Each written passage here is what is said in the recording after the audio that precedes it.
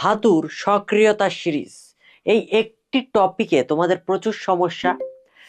Intermediate, medical, varsity সকল জায়গায় এখান থেকে প্রশ্ন আসে।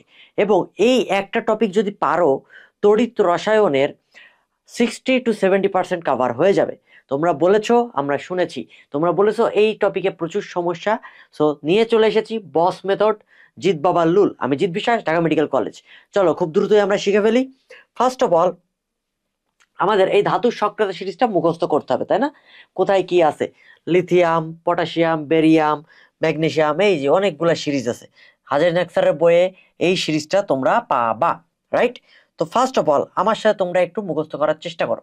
আমরা একটু বলি, লিলি কোথায়, বাড়িতে কারা, নানা মামা এলো, মনে যেন করলো, ফিরবে ক্যাডার কোকো, নিতে সোনা পাবে হাইড্রোজেন, কবির হাজি আজি পেটাবে আমায়। এর মানে কি? চলো, লিলি কোথায়, বাড়িতে কারা, নানা মামা এলো, মনে যেন করলো, ফিরবে ক্যাডার কোকো, নিতে সোনা পাবে হাইড্রোজেন, কবির হাজি আজি পেটাবে আমায়। Clear clear clear clear. এর মানে কি? লিলিতে লিথিয়াম, কোথায়, কেতে পটাশিয়াম, বাড়িতে বেরিয়াম, কারাতে ক্যালসিয়াম, নানাতে সোডিয়াম, মামাতে ম্যাগনেসিয়াম। এইভাবে মনে রাখতে হবে, ঠিক আছে? তো তোমরা অলরেডি নিজেদের মতো টেকনিক দিয়ে মনে রাখছো। ইভেন যদি মনে নাও থাকে, তো তোমরা এইটা দেখে একটু মনে রাখতে পারো। ওকে, আর স্ক্রিনশট তুলতে হলে তোমরা তুলে নিতে পারো, কোনো সমস্যা নাই। এখন এই যে সক্রিয়তা সিরিজটা মুখস্থ করে লাভটা কি, চলো আমরা একটু দেখার চেষ্টা করি। ফার্স্ট অফ অল, উপরে যেগুলো আছে আর এই নিচের দিকে আসতেছে মানে সক্রিয়তা কমতেছে, নিচের দিকে আসতেছে মানে কি সক্রিয়তা কমতেছে। কথা ক্লিয়ার বাবারা? এখন চলো আমরা একটু দেখার চেষ্টা করি। যারা উপরের দিকে আছে, যারা উপরের দিকে আছে তারা হচ্ছে তোমার তীব্র বিজারক। এটা কি বুঝছি? ওকে। যারা উপরের দিকে আছে তাদের সক্রিয়তা বেশি। যারা উপরের দিকে আছে তারা অ্যানোড হিসেবে ইউজ হয়। যারা উপরের দিকে আছে তারা আগে চার্জ যুক্ত হয়, দেখো নট মুক্ত, চার্জ যুক্ত হয়। তাহলে যারা উপরের দিকে আছে তারা আগে কি হয় বাবারা? চার্জ যুক্ত হয়। এটা হচ্ছে তোমার বস লুল, ঠিক আছে? এই জিনিসটা মাথায় রাখলেই তোমার হয়ে যাবে। আর একটা জিনিস মনে রাখো, যারা উপরের দিকে আছে, যারা উপরের দিকে আছে তারা হাইড্রোজেনকে প্রতিস্থাপন করতে পারে। তারা হাইড্রোজেনকে কি করতে পারে? প্রতিস্থাপন করতে পারে। দেখো সক্রিয়তা সিরিজ মনে রাখলে কি কি জিনিসগুলো কমপ্লিট হবে। তাহলে ফার্স্ট অফ অল, এরা হচ্ছে তীব্র বিজারক, এরা সক্রিয়তা বেশি, এরা অ্যানোড হিসেবে ইউজ হয়, এরা আগে চার্জ যুক্ত হয়। এই কথাটা যেন মাথায় থাকে বাবা, চার্জ যুক্ত যুক্ত যুক্ত হয়, হাইড্রোজেনকে প্রতিস্থাপন করতে পারে। ওকে। আর যারা সক্রিয়তা সিরিজের নিচে অবস্থিত, এটা গেল, তারপরে তারপর এই যে সক্রিয়তা সিরিজের নিচে চলে আসছি, দেখো এরা কি হয়? এরা তীব্র জারক, এরা তীব্র জারক। এরা কি হয়? এরা হচ্ছে তীব্র জারক, এরা হচ্ছে ক্যাথোড হিসেবে ইউজ হয়। কি হিসেবে ইউজ হয়? ক্যাথোড হিসেবে ইউজ হয়। এরা আগে চার্জ মুক্ত হয়, মুক্ত মুক্ত মুক্ত। যারা নিচের দিকে অবস্থিত তারা আগে চার্জ মুক্ত হয়। কথা ক্লিয়ার বাবারা? এরা পাত্র হিসেবে ইউজ করা যায়। তার মানে সক্রিয়তা সিরিজে যারা নিচের দিকে আছে তাদেরকে পাত্র হিসেবে ইউজ করা যায়। এই পাত্র মানে স্বামী না, কিন্তু এই পাত্র মানে ওই রাখার পট, পট মানে পাত্র। ওকে। এরা হাইড্রোজেনকে প্রতিস্থাপন করতে পারে না, এরা হাইড্রোজেনকে প্রতিস্থাপন করতে পারে না।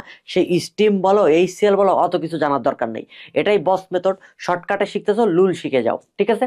তাহলে সক্রিয়তা সিরিজ আরেকবার মনে রাখার চেষ্টা করি। লিলি কোথায়, বাড়িতে কারা, নানা মামা এলো, মনে যেন করলো, ফিরবে ক্যাডার কোকো, নিতে সোনা পাবে হাইড্রোজেন, কবির হাজি আজি পেটাবে আমায়। তোমরা হাজি নায়ক স্যারের বইটা খুলে বা কবির স্যারের বইটা খুলে এই যে সক্রিয়তা সিরিজ যেটা আছে তড়িৎ রসায়নে, এই যে ছন্দটা বললাম পাশে লিখে রাখবা, দেখবা মিলে গেছে। ওকে। তাহলে কি করতে পারে? নিচের গুলা তীব্র জারক, ক্যাথোড, আগে চার্জ মুক্ত হয়, পাত্র হিসেবে ইউজ হয়, হাইড্রোজেনকে প্রতিস্থাপন করতে পারে না। কথাই ক্লিয়ার? যদি কথা ক্লিয়ার হয়ে থাকে, চলো আমরা একটু সলভ করার চেষ্টা করি। প্রথম প্রশ্ন, কপারকে জিঙ্কের পাত্রে সংরক্ষণ করা যাবে কি না? এখন চিন্তা করো, পাত্র হিসেবে কোনটা ইউজ হবে? ক্যাথোড। তাহলে এখানে জিঙ্ক আর কপার, সক্রিয়তা সিরিজে কে উপরে আছে? ওই যে ছন্দটা মনে করো, ছন্দটা মনে করো। সক্রিয়তা সিরিজ পড়লে আমি বলতেছি তো, তড়িৎ রসায়নের 60% কাভার হয়ে যাবে, ঠিক আছে? তড়িৎ রসায়ন বইও খোলা লাগবে না, এই যা পড়াইছি দেখবা 60% তোমার তড়িৎ রসায়ন পড়া হয়ে গেছে। বুঝেছো বাবারা? ওকে, চলো। তাহলে সক্রিয়তা সিরিজে জিঙ্ক উপরে অবস্থিত, তার মানে সেটা অ্যানোড হিসেবে ইউজ হবে। একে পাত্র হিসেবে কখনো ইউজ করা যাবে না। কপার ক্যাথোড হিসেবে ইউজ হয়, কারণ সক্রিয়তা সিরিজের নিচে আছে। দ্যাট মিনস একে জিঙ্কের পাত্রে সংরক্ষণ করা যাবে না। কথা কি ক্লিয়ার? তাহলে নিচের প্রশ্নের উত্তরটা তোমরা আমাকে কমেন্ট সেকশনে দিবা। Drop your answer in the comment section, যাতে আমি বুঝতে পারি যে তোমরা আসলে বুঝছো কিনা। ক্রোমিয়ামকে এফই অর্থাৎ আয়রনের পাত্রে বা লোহার পাত্রে সংরক্ষণ করা যাবে কিনা তোমরা সুন্দর করে লিখবা, হ্যাঁ অথবা না, যেটা উত্তর হয় সেটা আমাকে জানাবা। পরের প্রশ্নে আসো। দেখো HCl থেকে, এটা দরকার নেই, হাইড্রোজেনকে প্রতিস্থাপন করতে পারে না বলছে। সোজা কথা, হাইড্রোজেনকে প্রতিস্থাপন করতে পারবে না কে? সক্রিয়তা সিরিজের যে নিচে অবস্থিত। সক্রিয়তা সিরিজের নিচে কে অবস্থিত আছে? কবির, হাজি, আজি, পেটাবে, আমাই, তার মানে কপার।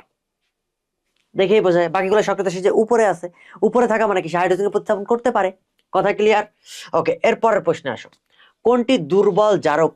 অর্থাৎ সক্রিয়তা সিরিজের উপরে যারা ছিল তারা ছিল তীব্র বিজারক। আর তীব্র বিজারক মানে কি? যারা সক্রিয়তা সিরিজের উপরে ছিল তীব্র বিজারক, তীব্র বিজারক মানে কি? তারা নিশ্চিতভাবে দুর্বল জারক। নাকি উল্টা চিন্তা করো, যারা তীব্র বিজারক তারাই হচ্ছে দুর্বল জারক। তীব্র বিজারক কোনটা পড়ছিলাম? যারা সক্রিয়তা সিরিজের উপরে অবস্থিত। কে উপরে অবস্থিত? লিলি কোথায়? বাড়িতে কারা? নানা মামা এলো, মনে যেন করলো, এই যে ক্রোমিয়াম। বাকিগুলা একটু নিচের দিকে অবস্থিত, ওরা তীব্র জারক, তাই না? এই যে সক্রিয়তা সিরিজ থেকে বোঝা গেল। পরের প্রশ্নে আসো। তড়িৎ বিশ্লেষণকালে কোন আয়নটি আগে চার্জ মুক্ত হবে? মুক্ত মানে কি? যারা নিচেই আছে, সক্রিয়তা সিরিজের নিচে আছে, আগে চার্জ মুক্ত হবে। এখানে দেখো অ্যানায়ন দেওয়া আছে, নট ধাতু। তাহলে অ্যানায়নেরটা একটু পড়ে ফেলি। নাসাই কোলা ব্যাং হাসে। নাসাই কি করে? কোলা ব্যাং হাসতেছে। ওই নাসা আছে না, স্পেস যে আমেরিকাতে, ওইখানে কোলা ব্যাং বসে হাসতেছে, হি হি হি হি হি হি করে হাসতেছে। ঠিক আছে? নাতে নাইট্রেট, সাইতে সালফেট, কোলাতে ক্লোরিন, ব্যাংতে ব্রোমিন, হাসেতে হাইড্রক্সিল।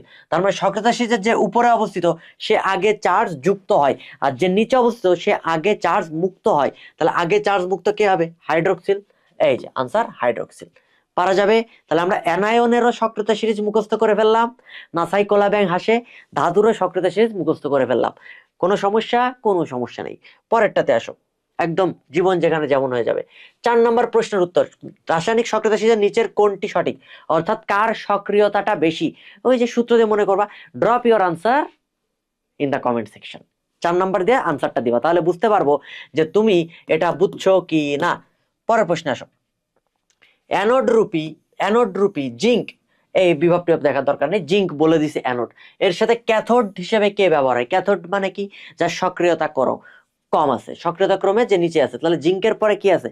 মনে যেন করলো, ফিরবে ক্যাডার, কোকো, এই যে কোবাল্ট। কোবাল্ট সক্রিয়তা সিরিজের নিচে আছে, জিঙ্কের নিচেই আছে। যেহেতু জিঙ্কের নিচে আছে তাই কোবাল্ট হচ্ছে ক্যাথোড হিসেবে ইউজ হবে। আর জিঙ্কের উপরে আছে ম্যাগনেসিয়াম, ক্যালসিয়াম, অ্যালুমিনিয়াম, এইগুলো আছে হচ্ছে জিঙ্কের উপরে। বোঝা গেছে? আমরা সক্রিয়তা সিরিজ কিন্তু মুখস্থ করে ফেলছি, এই বিভবও জানা লাগে না। তাহলে বিভব দিয়ে একটা প্রশ্ন দেখি। দেখো ABC, এটার প্রমাণ বিজারণ বিভবের মান দেওয়া আছে, একটা +0.79, একটা -3.04, আর একটা -0.44। আমরা বলছিলাম যে বিজারণ বিভব, তারা কারা বিজারণ? বিজারণ ক্ষমতার ক্রম হচ্ছে যে সবার সক্রিয়তা সিরিজের উপরে থাকে। যে সক্রিয়তা সিরিজের উপরে থাকবে তার নিশ্চিতভাবে বিজারণ বিভবটা বেশি হইতে হবে মাইনাসের দিক থেকে। তাহলে এই ক্ষেত্রে বোঝা যায়, দেখো মাইনাস মানটা এইটার বেশি দেন এইটার, তারপরে সবার শেষে এইটা যাবে, কারণ এটা হাইড্রোজেনের নিচে অবস্থিত, দেখেই বোঝা যায়। হাইড্রোজেনে তো 0, তাই না? তাহলে এখানে কি হচ্ছে? বির বিজারণ ক্ষমতা বেশি হবে, দেন এইটা হবে সি, দেন কার হবে? এ। তাহলে উত্তর BCA। কোনটা? Answer D.